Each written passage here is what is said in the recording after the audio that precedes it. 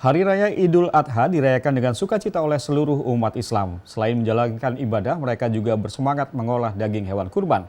Namun demikian, Anda harus tahu bagaimana cara menyimpan daging hewan kurban dengan benar. Berikut tipsnya.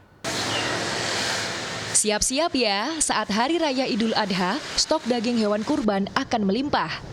Jika tidak mengolah semuanya saat itu juga, Anda harus tahu cara menyimpan daging hewan kurban agar tetap awet dan aman untuk dikonsumsi. Hindari mencuci daging agar tidak terjadi kontaminasi silang dengan air. Jika air meresap ke daging, akan menyebabkan pembusukan. Kemudian, potong atau pisah daging sesuai kebutuhan.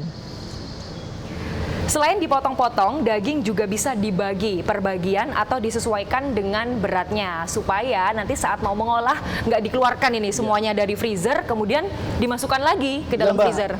Karena supaya tidak terkontaminasi dagingnya dan memudahkan ibu-ibu di rumah ya untuk memasaknya. Bisa untuk rawon dan bisa untuk lapis.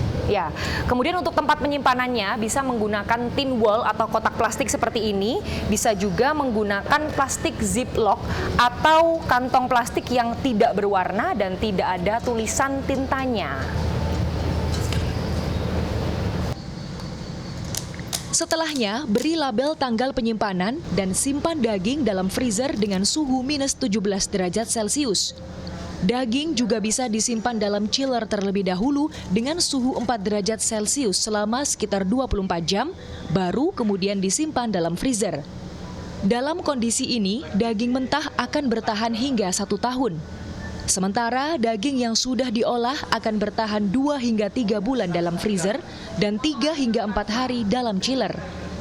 Jika daging tidak disimpan dengan benar, kontaminasi bakteri bisa mengganggu kesehatan seseorang. Dari patogen tersebut itu tidak kita ketahui, jadi nggak bisa dilihat secara kasat mata. Jadi kita nggak tahu apa yang kita konsumsi itu ternyata masih ada bakteri yang masih aktif, ada yang masih hidup. Kita juga tidak tahu. Kemudian mungkin yang kita ketahui, yang bisa kita lihat hanya dari pembusukan daging tersebut. Nah, bahayanya apa kalau misalkan bakteri masuk ke dalam tubuh kita, bisa menyebabkan diare, bisa menyebabkan penyakit yang berkaitan dengan bakteri yang lainnya sehingga mengganggu untuk pencernaan dan peredaran darah kita. Jika ingin memasaknya, rendam daging beku terlebih dahulu dalam air dingin atau air biasa selama sekitar 1 jam. Dan setiap 30 menit disarankan untuk mengganti air. Kanza Tamarindora, Didin Iswandani, Surabaya, Jawa Timur.